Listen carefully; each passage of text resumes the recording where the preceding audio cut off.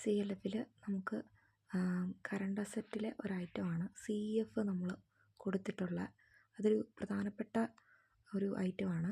അപ്പോൾ നമ്മൾ കറണ്ട് അസറ്റിൽ ലോൺ ടു മെമ്പർ SHG എന്ന് പറഞ്ഞ ഓപ്ഷൻ, ആ ഓപ്ഷന് താഴെ കമ്മ്യൂണിറ്റി എൻ്റർപ്രൈസസ് ഫണ്ട് എന്ന് പറഞ്ഞ CF loan to member SHG എന്ന് പറഞ്ഞ ഓപ്ഷൻ സെലക്ട് ചെയ്യുക.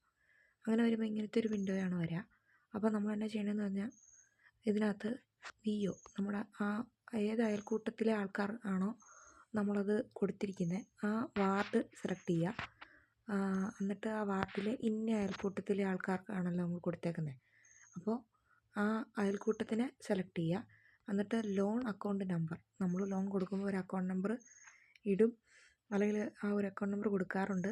അങ്ങനെ കൊടുക്കാറില്ലെങ്കിൽ ഒരു നമ്പർ കൊടുത്ത് 1 മുതൽ പിന്നീട് അങ്ങോട്ട് വരുന്ന നമ്പറെല്ലാം നമ്പറുകൾ കൊടുക്കുക. അങ്ങനെ KKY ബാർ 01 അങ്ങനെ എന്താണോ നമ്മുടെ ഓഫീസിലെ ലോൺ അക്കൗണ്ടിൻ്റെ നമ്പർ അത് അവിടെ അടിച്ചു കൊടുക്കുക. അതിനുശേഷം ഇവിടെ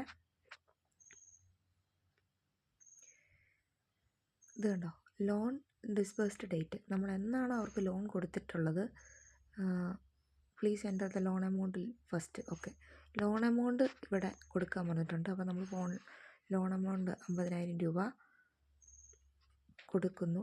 എന്നിട്ട് എന്നാണോ നമ്മളത് 2023 കൊടുത്തൊരു ലോണാണെന്ന് വിചാരിക്കുക. അപ്പോൾ നമ്മൾ അത് സെലക്ട് ചെയ്യുക. ഓക്കെ, 2023 കൊടുത്ത ലോണാണ്.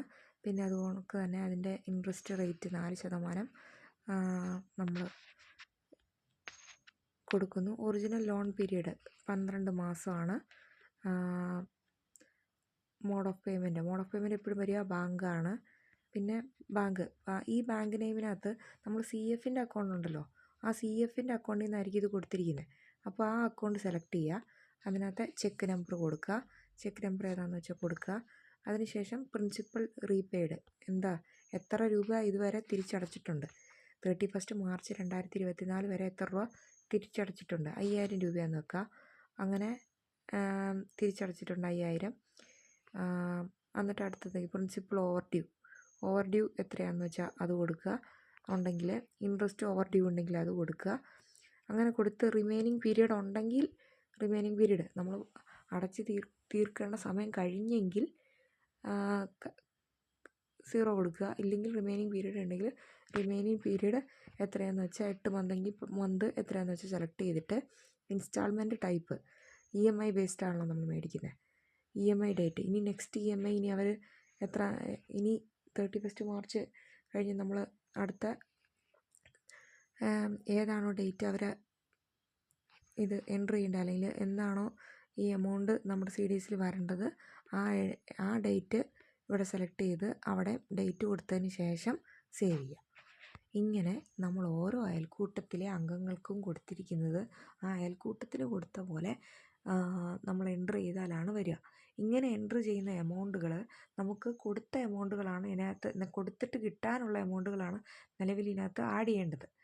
അപ്പോൾ കൊടുത്തിട്ടുണ്ട് അപ്പോൾ നമുക്ക് ഇങ്ങോട്ട് വരാനുണ്ട് പൈസ, അപ്പോൾ കിട്ടാനുണ്ട്, കിട്ടിയിട്ടില്ല CFൻ്റെ എമൗണ്ട്. അങ്ങനെയുള്ള NHGകളിലെ അയൽക്കൂട്ട അംഗങ്ങൾക്കാണല്ലോ നമ്മൾ കൊടുത്തേക്കണേ.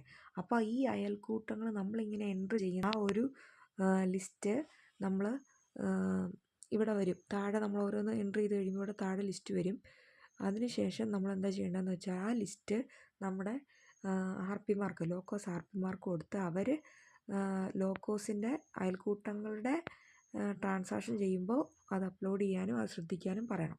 എങ്കിലാണ് നമ്മൾ ചെയ്യുന്നതും അവർ ചെയ്യുന്നതും തമ്മിൽ ടാലിയായിട്ട് പോകത്തുള്ളൂ. ബാലൻസ് ഷീറ്റിൽ ഈ CFൻ്റെ എമൗണ്ട് ഉണ്ടെങ്കിൽ മാത്രം ഇങ്ങനെ ചെയ്താൽ മതി. ഇല്ലെങ്കിൽ പെൻഡിങ് ഒന്നും ഇല്ലെങ്കിൽ ചെയ്യുകയും വേണ്ട.